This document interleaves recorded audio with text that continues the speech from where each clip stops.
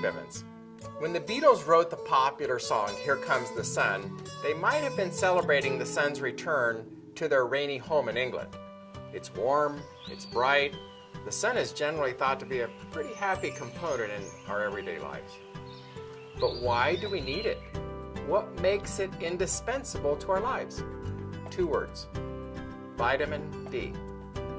There is a cholesterol-like compound in our blood that transforms into vitamin D when exposed to sunlight.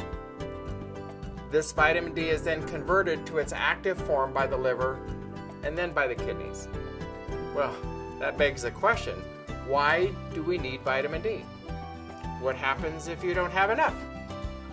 For years, we've understood vitamin D's role in regulating calcium levels and how a deficiency can cause both rickets and osteoporosis.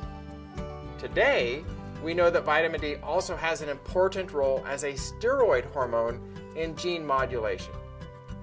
This means vitamin D can help turn on health-promoting genes while suppressing bad genes, especially oncogenes, a gene group that promotes cancer.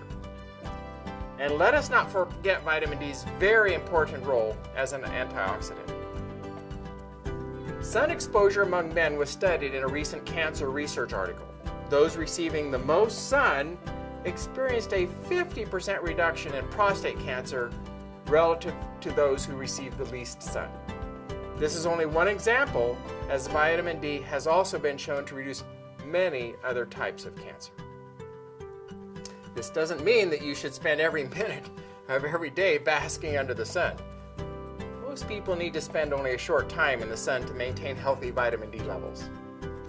Once a person makes enough vitamin D, any extra is turned into inactive substances. An adequate storage of vitamin D during summer months usually provides sufficient amounts for the winter months. There are 2 wavelengths of ultraviolet radiation that we should be aware of: UVA and UVB.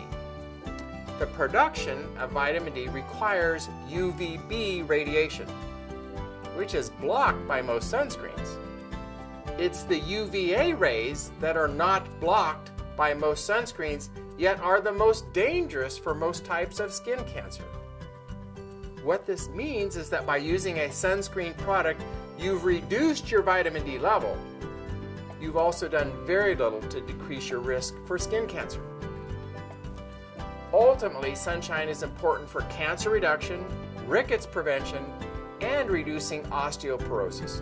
Moreover, sunshine can also keep you happy.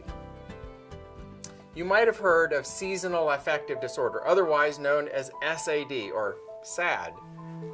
It's a type of depression that occurs at the same time every year, starting in the fall and then improving in the spring. This type of depression is energy draining and makes you feel moody, often for what frustratingly feels like no reason at all. If you're going through this now, go and try to find a patch of sun. SAD is caused by decreasing amounts of sunlight and colder weather. Providing bright light at the correct wavelength is called phototherapy. Researchers have found that this changes the chemistry of the brain while boosting vitamin D levels. In fact, phototherapy in the form of light boxes radically improves SAD. Phototherapy is an option, but choosing to have your home in an area where the sun often shines is ideal. It's understandable that not everyone can live next to a sunny beach, but we encourage you to do your best to make sun a priority. Incorporate just 20 to 30 minutes of natural warmth-bringing and mood-lifting sunlight in your life and see how it works to lead you down a path of wellness.